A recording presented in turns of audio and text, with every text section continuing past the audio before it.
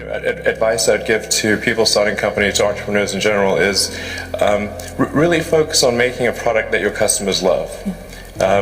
It's so rare that you can buy a product and you love the product when you bought it. There are very few things that fit into that category. And if you can come up with something like that, your business will be successful for sure. 3 pieces of advice to entrepreneurs. What are your 3 pieces? I'm an entrepreneur, so you can share them with me. Okay.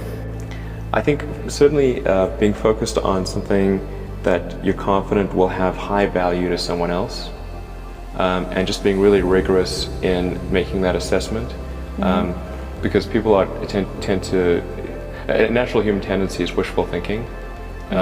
So a challenge for entrepreneurs is to say, well, what's the difference between really believing in your ideals and sticking to them versus pursuing some unrealistic dream that doesn't actually have merit. I think certainly extremely tenacious, and then just work like hell. I mean, you just have to put in, 80 to 100-hour weeks every week. All those things improve the odds of success. First of all, I'd say starting a business is not for everyone. So generally, starting a business, I'd say number 1 is have a high pain threshold. There's a friend of mine who's got a good saying, which is that starting a company is like eating glass and staring into the abyss. Okay, that's generally what happens, because when you first start a company, there's lots of optimism and things are great, and then so happiness at first is high.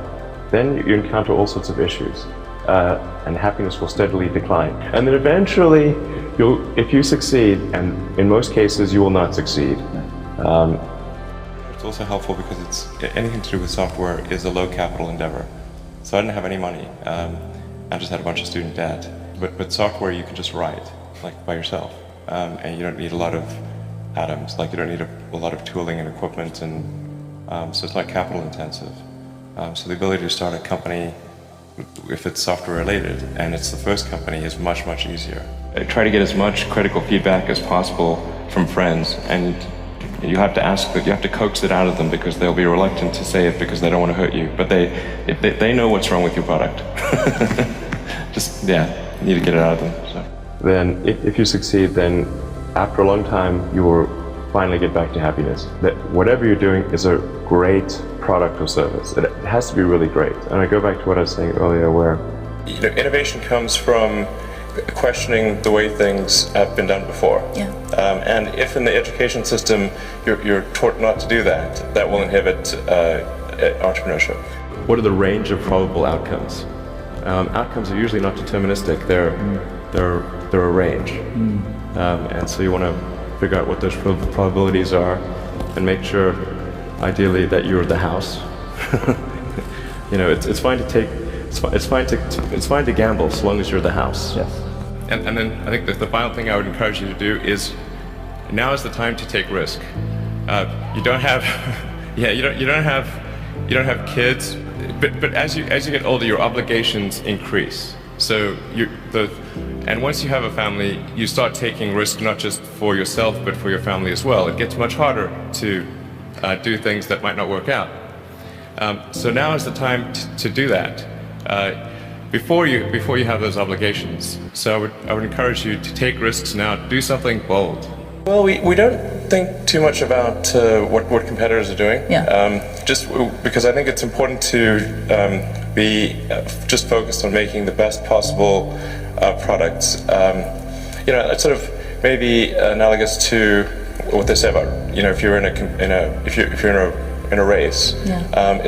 Don't worry about what the other runners are doing. Yeah. Just run. Yeah.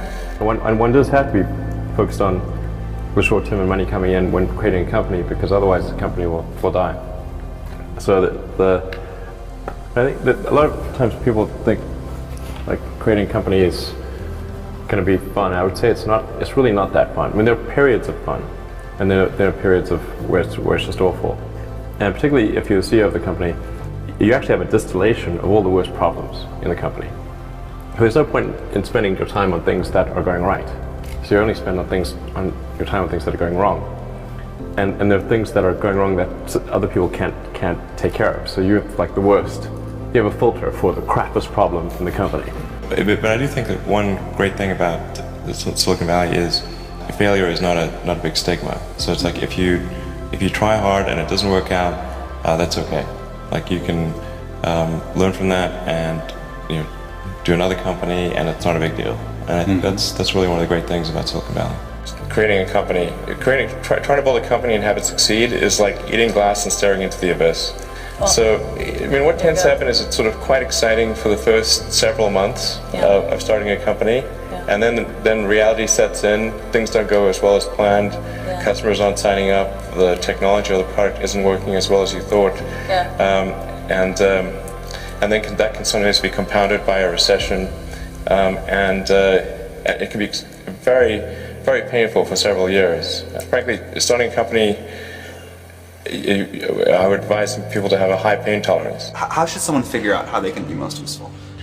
Whatever this thing is that you're trying to create, what would be the utility delta compared to the current state of the art times how many people it would affect? So that's why I think having something makes a big difference but affects a sort of small to moderate number of people is great, as is something that makes even a small difference but affects a vast number of people. Like the area under the curve. Yeah, exactly. The area under the curve would actually be roughly similar for those two things. The most important thing for creating companies is you need a concentration of talent. It's like creating think of like a world sports team or something. You really want to focus your talent on a particular area.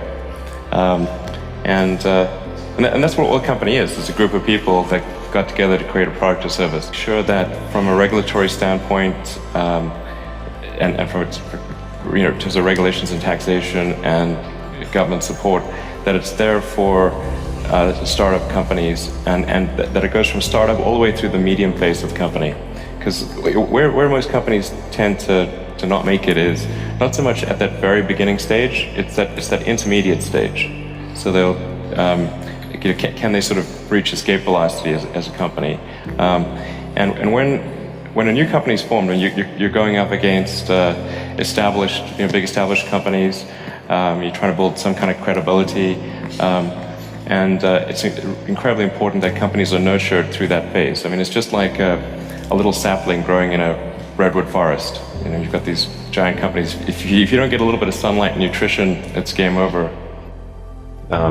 If you're a new company, I mean, unless it's like some new industry or new market if it's an untapped market, then you have more ability to. The standard is lower for your product or service. But if you're entering anything where there's an existing marketplace against large entrenched competitors, then your product or service needs to be much better than theirs. It can't be a little bit better, because then you put yourself in the shoes of the consumer and they say, why would you buy it as a consumer? You're always going to buy the trusted brand unless there's a big difference. The staring into the abyss part is that you're going to be constantly facing the extermination of the company. Because most startups fail. It's like 90%, probably 99% of startups fail. So that's the staring into the abyss part. You're constantly saying, okay, if I don't get this right, the company will die. And then the eating glass part is you've got to do the problems. You've got to work on the problems that the company needs you to work on, not the problems you want to work on. And so that's you end up working on problems that you'd really wish you weren't working on. And so that's the eating glass part. And that goes on for a long time. New great entrepreneurs are born every day, and we'll continue to see amazing companies get built.